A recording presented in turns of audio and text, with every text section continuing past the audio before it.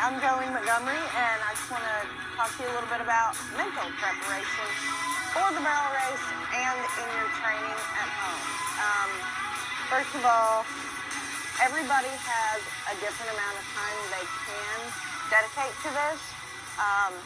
So, you have to start on that baseline, I think. First of all, if you have a family, if you have kids, if you have another job, it's completely understandable that you're only able to dedicate so much of your mind and time to barrel racing. And, that's fine. If you're a professional, it's totally different. Most professionals eat, sleep, breathe, live barrel racing 24/7. So at home with your training, especially if you're a professional, I think any extra minute you can spend with the horses is going to be beneficial. 24/7, that's basically all I think about. That and my dogs. I live here, I'm out here in the barn messing with the horses, even if I'm not riding 12, 14, sometimes 16 hours a day. For a professional, that's what it takes. This is a competitive field, and for every minute you spend with the horses, that's mental preparation right there in itself. And for me, being prepared helps my mental state. And I think that's true for 90% of barrel racers.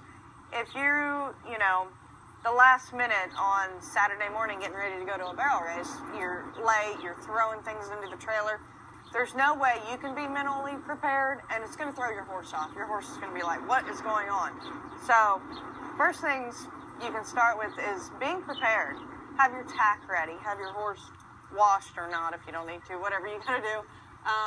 Have a set time. Get up. Give yourself plenty of time.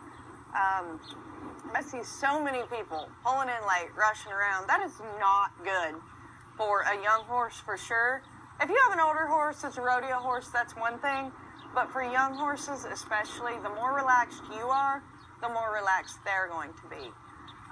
And it's really hard, even in your training at home, not to rush young horses and old horses alike. As a professional, I have 17 horses in training here.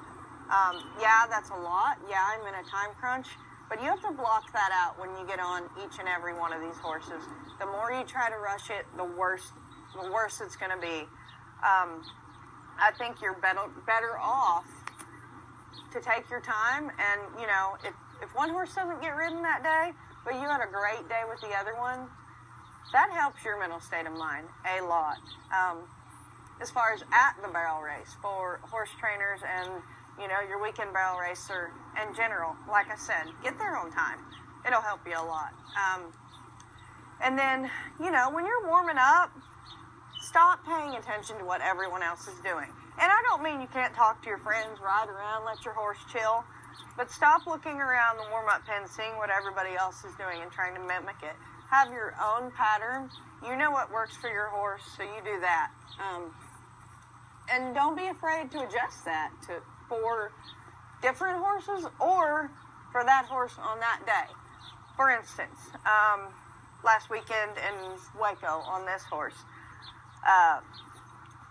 my mental preparation was being there the whole time.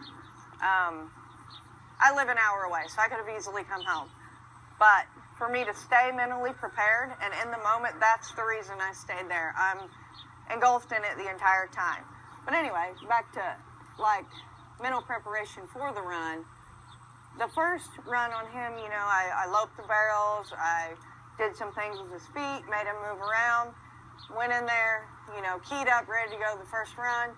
What happened? He cheated. He didn't run very hard. He got kind of nervous. He cheated. I tried to sneak him up there last minute. Didn't work. So, for the second run, I changed my approach, mental preparedness, warm-up plan, everything. I relaxed. I let him warm up easy. I went up there 20 minutes before I needed to run. He got nervous for a second and calmed back down. And that's mental preparedness on both ends.